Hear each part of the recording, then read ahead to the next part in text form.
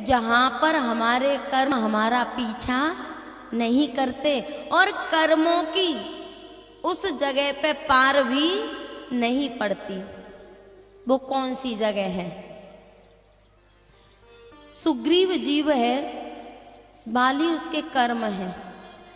और ये बात आपको अच्छी तरह पता है कि बाली को वरदान मिला है, जब उससे कोई युद्ध करेगा तो सामने वाले की आदि शक्ति बाली में आ जाएगी, तो उसे किसी से डरने की जरूरत है नहीं है। फिर भी जहां सुग्रीव रहता है ऋष्यमुख पर्वत पर, वहां बाली जाता नहीं है। आप लोग कहेंगे कि बाली को सांप लगा है, सही है, सांप लगा है, ये एक बात है, लेकिन दूसरी बात और कुछ है। सांप लगा है इसलिए भी नहीं जाता, पर एक और बात है। ये ऋष्यमुख पर्वत है सत्संग। कौन रहता है ऋष्यमुख पर्वत पर? हनुमान। ऋष्यमुख पर्वत पर अनेकानेक ऋषियों ने तपस्या की है।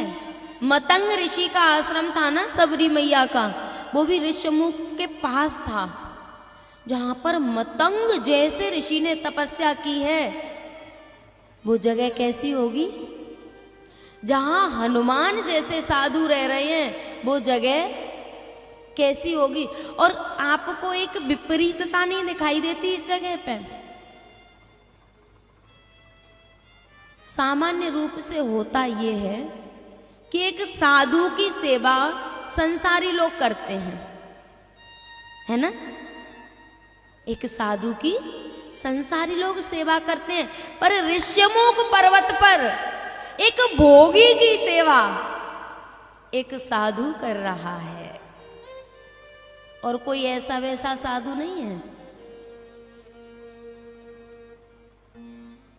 अष्ट सिद्धि नव निधि के दाता, जिसके पास 8 सिद्धियां हैं, 9 निधियां हैं, और ऐसा साधु एक भोगी की सेवा कर रहा है। क्यों? क्योंकि ये भोगी उस साधु के समर्पित है और अपनी शरण में चाहे बुरा भला जैसा भी आ जाए, शरणागत कहूं जे तजय निज अनहित अनुमान, तेनर पामर पापमय तिनहि विलोकत हान। जो अपना अहित समझ के अपने शरणागत का त्याग करता है ना, उसका तो मुंह देखने का भी धर्म नहीं है। ये सुग्रीव हनुमान जी के समर्पित रहता है, ऋष्यमुख पर्वत पर रहता है, तो इसके कर्म बाली दूर खड़ा रहता है, ऋष्यमुख पर्वत पर नहीं आता। और आप भी इस बात को अनुभव करना, जब तक हम सत्संग में रहते हैं ना, जब तक हम कथा श्रवण करते हैं, तब तक हमारे कर्म हमें परेशान नहीं करते। बाहर खड़े इंतजार करते रहते हैं पांडाल के बाहर कि जैसे ही ये निकले वैसे ही इसको पकड़ें, लेकिन पांडाल में प्रभावित नहीं होंगे, परेशान नहीं करेंगे। और आपने देखा होगा, जब तक कथा में मन लगा रहता है ना, तब तक ना बीड़ी का मन चले ना गुटखा का चले, और जैसे ही इंटरवल हुआ फिर भाग के जाते कि जल्दी से खा पी लें, फिर कथा में बैठेंगे। प्यारे, जब तक आप सत्संग में रहोगे, साधु के सानिध्य में रहोगे, तब तक ये कर्म दूर खड़े रहेंगे, लेकिन जैसे ही दूर हटेंगे वैसे ही कर्म प्रभावित करेंगे। ये सुग्रीव हनुमान जी पे इसीलिए अंधविश्वास करता है। उसको पता है कि जब तक मैं हनुमान जी के सानिध्य में हूं, तब तक मेरा बाल भी बांका होने वाला नहीं है। हनुमान जी ने कहा, अपने लिए नहीं कहा। किसके लिए कह रहे हैं? सुग्रीव बीमार है भगवान, आप थोड़ा चलिए। दोनों को कंधे पर बिठाया और हनुमान जी राम जी को और लखन जी को लेके सुग्रीव के पास पहुंचे। सुग्रीव ने कहा, भगवान सब प्रकार से मैं आपकी सेवा करूंगा, जैसे भी बनेगी मैं आपकी सेवा करूंगा। बोले ठीक है। राम जी ने कहा, बोले तुम यहाँ क्यों रहते हो, महलों में क्यों नहीं रहते? सुग्रीव ने अपनी पूरी कथा सुना दी। बोले मैं और मेरा भैया बाली इतने प्यार से रहते थे कि दोनों एक दूसरे के बिना रहते नहीं थे, बहुत प्यार से रहते थे। एक दिन एक राक्षस हमारे नगर में आया, उसने बाली को ललकारा, बाली उसके पीछे चला तो मैं भी उसके पीछे चला गया और वो राक्षस गुफा में घुस गया। बाली ने मुझसे कहा था, बोले 15 दिन तक इंतजार करना, अगर 15 दिन में मैं वापस ना आऊं तो समझ लेना कि मेरी मृत्यु हो गई। बेचारा सुग्रीव 1 महीने तक बैठा रहा। सुग्रीव का सच में कोई अपराध नहीं था। 15 दिन की कह के गया, 1 महीने तक बैठा रहा, लेकिन बाली बाहर नहीं आया। और जब 1 महीना हो गया तो उस गुफा से एक रक्त की धारा निकल के आई। सुग्रीव ने सोचा हो ना हो बाली मारा गया। अपने प्राण बचा के वो गुफा के दरवाजे पे एक पत्थर रख के महल में आया तो जो मंत्री थे उन्होंने उसका राज्य तिलक कर दिया। बोले अब राजगद्दी खाली है। बाली जब लौट के आया तो आप एक बात बताओ, बाली को सुग्रीव से पूछना चाहिए था कि नहीं?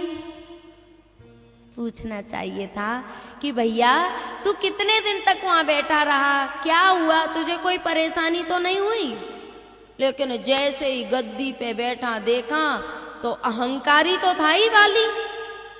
उसने भैया से कुछ पूछा नहीं और उसको पीटना शुरू कर दिया और मार पीट के भगा दिया। उसका राज्य, उसकी पत्नी, उसका सब कुछ छीन लिया।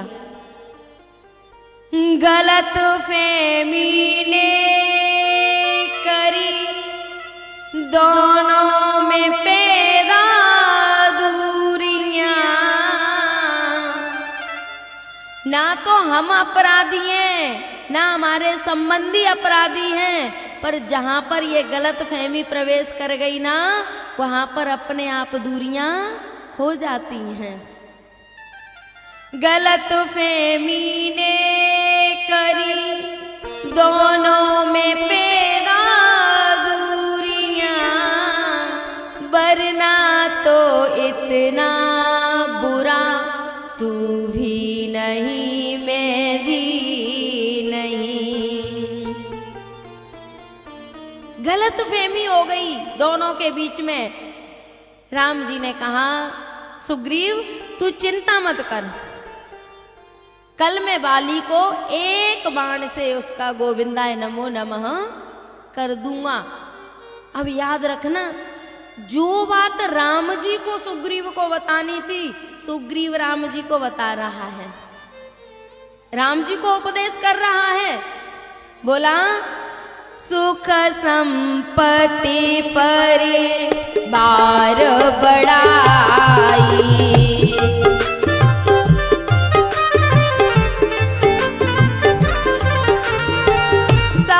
पर हर कर हूँ सेवकाई।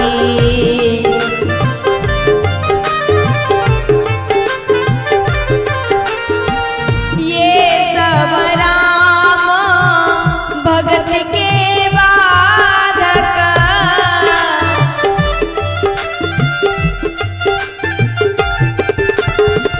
कहो संत तव पद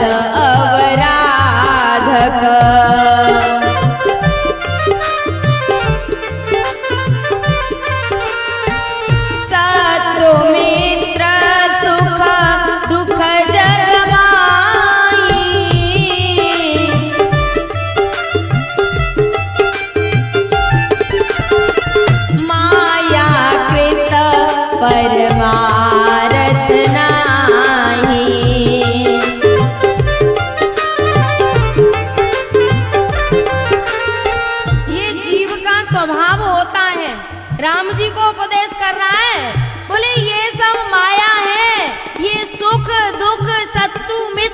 कुछ भी है नहीं, ये सब माया का खेल है।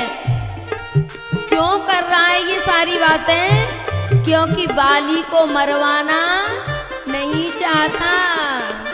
सुग्रीव ने कहा, भगवान अब मुझ पे कृपा करो, मैं तो आपका भजन करना चाहता हूँ।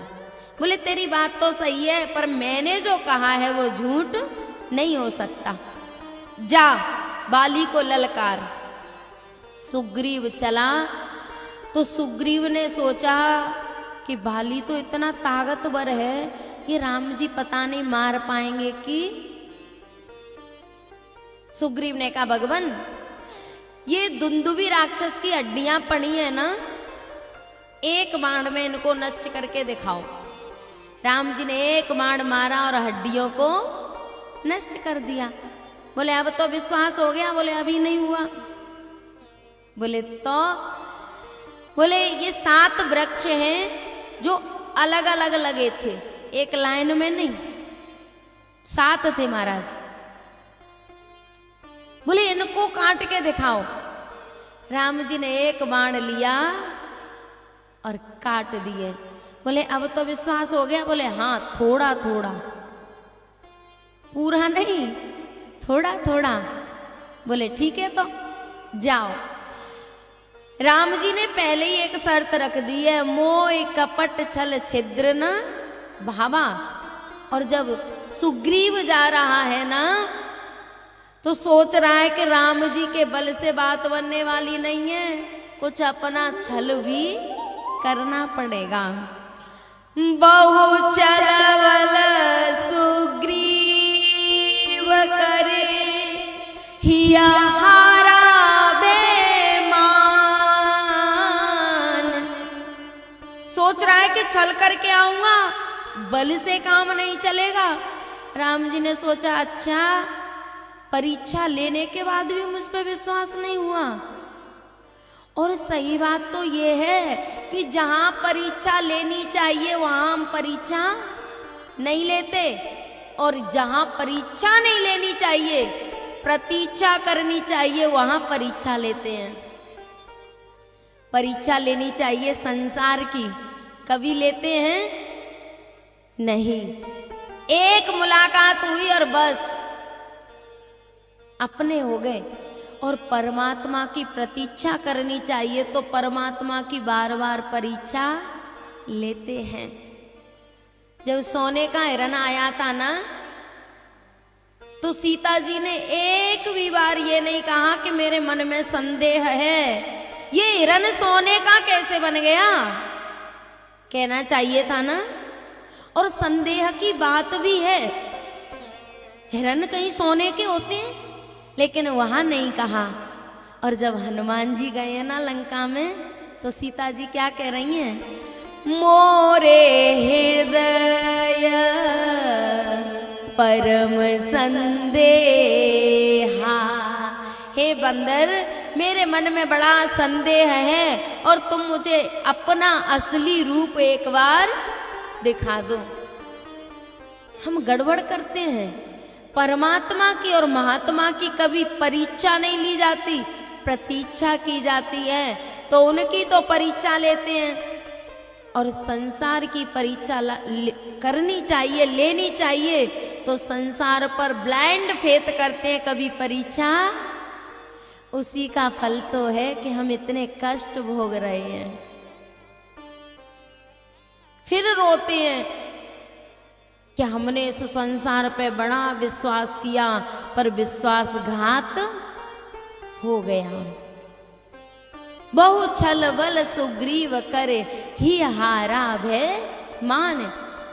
बाली आया और सुग्रीव की खूब पिटाई की, जैसे तैसे प्राण बचा के लौट के आया, और राम जी से बोला कि वो मेरा भाई नहीं है, मेरा काल शरीर धारण करके आया है, साक्षात मेरा काल है, और आपने मुझे मरवाने के लिए भेज दिया। राम जी ने कहा, सुग्रीव तुम दोनों एक रूप के हो, एक जैसे हो, इसलिए मैं पहचान नहीं पाया, मुझसे गलती हो गई। एक रूप भ्राता तुम दो, बोले मेरी तो पूरी हड्डियों का चूरन करवा दिया। कैसी पिटाई हुई है आपको पता है? राम जी ने सिर पे हाथ फेरा, कर पर ग्रीव शरीरा, तन भाकुलेस गई सब पीरा। जैसे ही सिर पे हाथ फेरा तो सारा कष्ट दूर हो गया। राम जी ने कहा एक बार और जा। बोले अब जाने वाला नहीं हूं। राम जी ने कहा कि तू जा, और अपने गले में से एक माला निकाल के सुग्रीव को पहना दी। बोले जा। जैसे ही सुग्रीव गया, बाली को ललकारा तो अंदर से तो कांप रहा है कि आज बचने वाला नहीं हूं। जैसे ही बाली आया, सुग्रीव पर प्रहार किया तो राम जी ने एक पेड़ की ओट में से एक बाण मार दिया। बाण पड़ते इस बाली धराशायी हो गया। राम जी के चरणों में मन लगा लिया और बोला, धर्म हेतु अवतरेउ गुसाई, मारे मोय व्याधि की नाई। मैं बैरी सुग्रीव प्यारा, कारण कवन नाथ मोय मारा। आप तो धर्म की रक्षा के लिए अवतरित हुए हो और मुझे ऐसे धोखे से मारा। और मैंने आपका क्या छीना? सुग्रीव ने आपको क्या दिया कि आपने मुझे मारा और सुग्रीव से मित्रता कर ली? एक दिन लखन जी ने भी राम जी से कहा था, बोले अगर मित्रता करनी थी तो बाली से करते, कम से कम ताकतवर तो था और रावण से युद्ध करने की भी जरूरत नहीं पड़ती। क्यों? अरे बाली ने रावण को 6 महीने कांख में दबा के रखा था, युद्ध करना पड़ता? बोले इस भगोड़ा से मित्रता कर ली है, इससे कुछ लाभ होने वाला नहीं है। तब राम जी ने बड़ी प्यारी बात कही, लखन मुझे संतों की बातों पर बड़ा विश्वास है, और तुझे पता नहीं सबरी ने बाली का नाम नहीं लिया था तो सुग्रीव का लिया। तह हो यह सुग्रीव मिताई, इसलिए मैंने सुग्रीव से मित्रता की है। बाली ने कहा, बोले मैंने आपका क्या बिगाड़ा था जो आपने मुझे मारा है? राम जी ने कहा, प्यारे अनुज बधू भगिनी सुत नारी, सुन सट कन्या सम ये चारी। बोले छोटे भैया की पत्नी, पुत्र की पत्नी, बहन और बेटी, इन 4 को यदि कोई बुरी दृष्टि से देखता है तो उसको मारने में कोई पाप नहीं लगता। और वाल्मीकि जी ने तो एक और बात कही है। राम जी तो 4 संबंध ही बता रहे हैं, लेकिन वाल्मीकि जी ने कहा है, जननी सम जानई पर नारी, दन पराव बिसते बिस भारी। बेचारे कुछ ऐसे दुखी आत्मा आके बैठ जाते हैं, घर में तो सांस नहीं लेने देती, और यहाँ आके बढ़िया कुर्सी पे अपने आराम से सो जाते हैं। जगा दो बेचारी को, जगा दो। सब देख रहे हैं, कैमरा वाले दिखा रहे हैं तो मैं सोती हुई।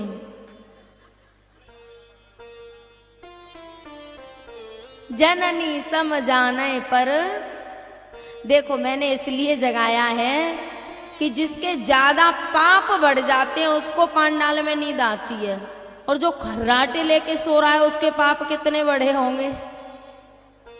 जिसके कान पे दमादम बच रही है और नींद आ रही है।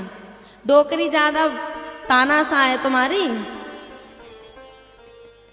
और डोकरी बगल में ही बैठी है। डोकरी कह रही है मुझे बदनाम करवा रही है। हे भगवान। सास बहू दोनों आई है कथा सुनने, और बहू सो गई। अब हम कह रहे हैं सास ताना सा है, तो वो सास कह रही है मुझे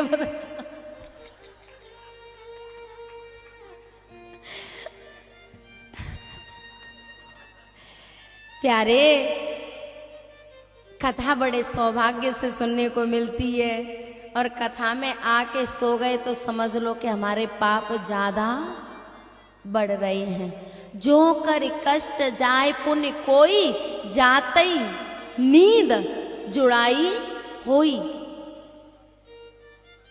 इसलिए जगाया है ना। वैसे ये कहते हैं सोते को जगाने का पाप होता है, पर कोई बात नहीं, मुझे तो लग जाए पाप, कोई चिंता नहीं। तो वाल्मीकि जी ने कहा है जननी समझाने पर नारी।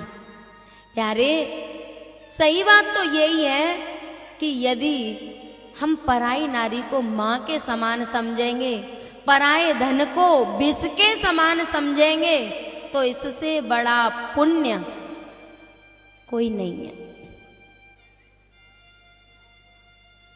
जब ये सबसे पहला स्रोत है स्रोत विकार आने का, अगर ये दो चीज अगर जीवन में आ गई ना, तो परमात्मा की बड़ी कृपा है। और पता है ये राम जी ने सुग्रीव की पत्नी की वजह से बाली को बाण नहीं मारा है। हम सोचते हैं ना कि सुग्रीव की वजह से मारा है ना। अगर सुग्रीव की वजह से मारा होता तो जब बाली मर गया है तो तारा सुग्रीव के साथ रही है। रावण मारा गया तो मंदोदरी विभीषण के साथ रही है। साथ रहने से अपराध नहीं है। और बाबा ने कहा है जेहि अघबदेव बादे जे में बाली, सोई सुकंठ पुण्य कीने कुचाली। बोले जिस पाप के कारण व्याधि की तरह बाली को मारा छुप के, और वो ही सुग्रीव ने किया, सोई करतूते विभीषण केरी, सोन राम सपने उही अहेरी। वही पाप विभीषण ने किया, लेकिन राम जी ने ना तो सुग्रीव को दंड दिया और ना विभीषण को दिया। तो बाली को क्यों दिया? बाली से कोई शत्रुता थी क्या? हाँ प्यारे, बाली से राम जी की पर्सनल शत्रुता थी, इसीलिए तो सुग्रीव से मित्रता की है। बाली तक पहुंचने के लिए सुग्रीव से मित्रता की है, नहीं तो राम जी को किसी की मित्रता की जरूरत नहीं है।